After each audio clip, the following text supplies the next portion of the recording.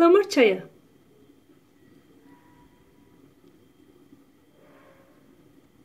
Merhabalar, kanalıma hoş geldiniz. Bugün sizlerle beraber bu kış aylarında bizi nezle ve gribe karşı koruyacak, içimizi ısıtacak sıcacık bir çay hazırlayacağız. Ihlamur çayı hazırlayacağız.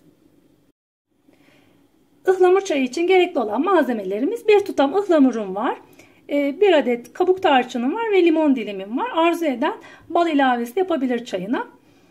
Şimdi buyurun başlayalım yapmaya. Benim şöyle bir bitki çayı demleme bardağım var. Onun içerisine ıhlamurumu aktarıyorum. Bardağımın içerisine ıhlamurumu aldım. Şimdi kabuk tarçınımı ilave ediyorum. Tarçın sevmeyenler ilave etmeyebilir. Karanfil ilavesi de yapabilirsiniz seviyorsanız eğer. Ve şimdi limon dilimimi de ilave ediyorum. Tüm malzememi ilave ettim. Şimdi üzerine sıcak su, kaynatılmış, kettle'da kaynatılmış sıcak su ilave edelim. Kaynayan suyumu şimdi çayıma ilave ediyorum.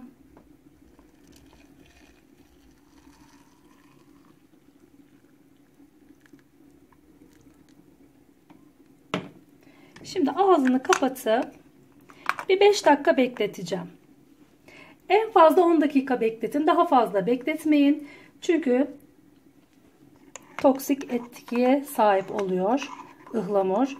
Ihlamur böyle çay demliğe konup saatlerce kaynatılarak içilecek bir çay değil kesinlikle. Maksimum 5 ya da 10 dakika bu şekilde beklemeniz yeterli olacaktır. Evet, 5 dakika beklettiğim çayımın şimdi bardağıma alabilirim, fincanıma. İçini çıkartalım bu şekil.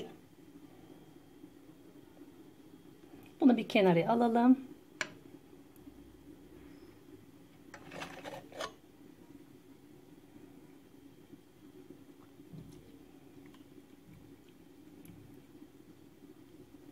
Limon tabii ki birazcık ıhlamurun rengini açtı.